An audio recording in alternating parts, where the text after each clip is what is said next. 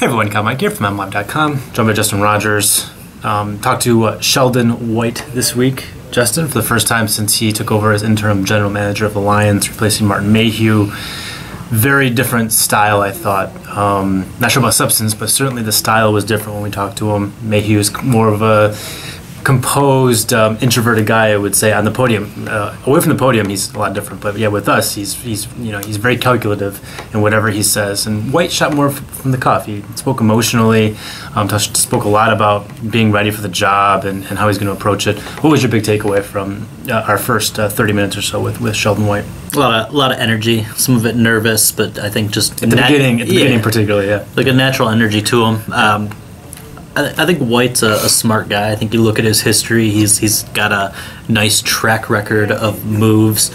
And I think at some point in this league, he'll probably get a shot to be a general manager. I'm pretty convinced it's not going to be here. Yeah. He's got the stink on him of not necessarily Mayhew, but even going back all the way to Millen. He was his pro personnel guy. He's been here for 19 years now. Mm-hmm. And I just think it's hard to escape that with this organization's fans demanding change in a big way. Yeah, White's got some bona fide credentials, I think, and sure. I know fans don't like to hear that because of the failings of this organization, while he was around. But he's done some good things, and it's okay to say that.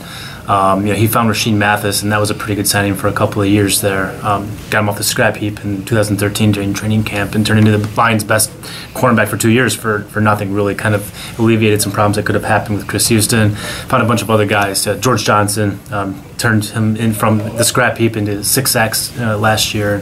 Just a lot of free agent successes on his watch. Yeah. And so he's a good personnel man. I think he's got a good eye for talent. The credentials are there for themselves, but the optics of hiring him as general manager, I think, makes his candidacy impossible. I shouldn't say impossible, but I think it's very unlikely Sheldon White, whether he deserves the job or not, or could do the job or not, will not get the job. I don't think credentials are a component of his deal there. I think it's just a matter of he's tainted goods because of what's happened over the past few years, and I think just because of that, he won't get the job, whether or not he deserves it. Yeah, the most shocking thing I think he said during that press conference was that he has the same autonomy that Martin Mayhew had, and that included extending contracts.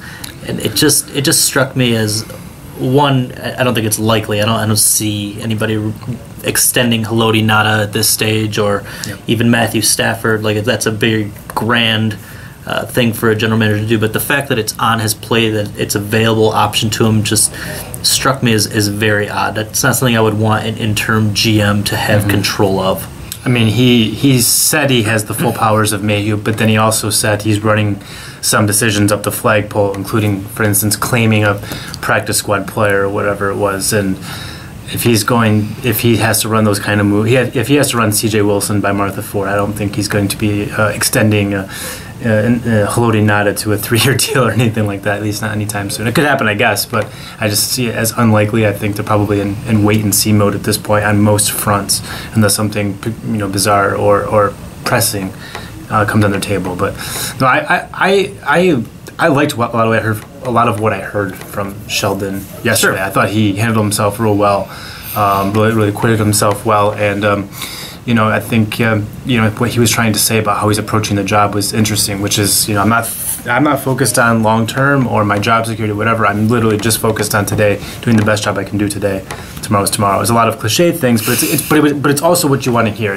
He was not up there making sweeping declarations of an 8-game winning streak to end the season, or this is what I have to do to earn the job. He wasn't stumping for himself. It was literally, I'm just here to do a job. I'm going to do it the best I can every day, and I'm happy to have the opportunity. I liked what I heard. Yeah, his impact, ability to shape the roster. He wasn't put in this great situation to showcase all his skills because he probably won't get a chance to draft. Was involved in the trade deadline, but his resume speaks for itself in terms of contract negotiations, talent identification. It'd be very interesting to see how much he shapes the bottom of the roster, because I think that's what you'll see a lot of is waiver claims. Lions still hold the #1 spot on the waiver order. could still sign some guys off the street, maybe that he liked, but maybe Mayhew wasn't as interested in. If he goes out and he finds some contributors down the stretch, it's only going to bolster his resume more, whether that's for here or wherever he ends up next. This is still a nice opportunity for him to, I guess, flex his decision-making muscle. Well, as he said, there's only 32 of these jobs, and so even to get a piece of one of these jobs for a stretch and to show that you can keep the car on the road can help your case for future jobs wherever they are and at whatever level they are. But when it comes, someone had asked him about what he can do to win the job, the full-time job. And he said, win games. Yeah, he actually said, Martha's told me my charge is to win now. We need to win now, and if we do that, then it's going to help my case down the road. I'm just not sure how much influence he'll have though in that way, because he was promoted after the trade deadline, and the Lions are going to have a replacement in place before free agency, before the draft, and all these things. So he's not going to have he's touched the roster in a big way to this point with free agent signings and so forth, but he's not going to do anything, I think, sitting in the GM chair that's going to sway the argument one way or the other. Yeah, I would look at somebody like Todd Bowles as an example, and as a coach compared to front office, but Bowles was promoted to fill in as head coach of the Miami Dolphins for like 3 weeks. Then he got fired there, or removed there when they moved the rest of the staff, and he went on to become a very good defensive coordinator again in another city. And now Todd Bowles is.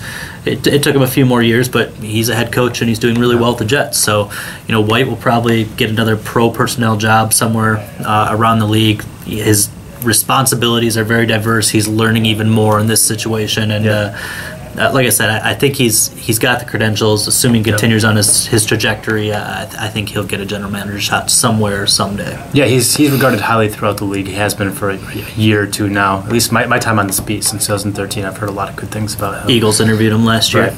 I think he's in a good spot. I just don't think it's going to happen here this time around, just because of the timing is bad for him, and with what's happened. Even if we do like some of the things that he's done, certainly he's acquitted himself well, I think, in terms of personnel. I love that Parcells connection. Yeah, and look at the people Parcells from that tree, the success they've had. That's to have that in your corner is going to bolster any resume. Parcells was one of the first guys who called him congratulations after he got the promotion. Will be interesting to see what happens going forward. For Justin Rogers, I'm Kyle Meinke. We are M Live. Keep it right here.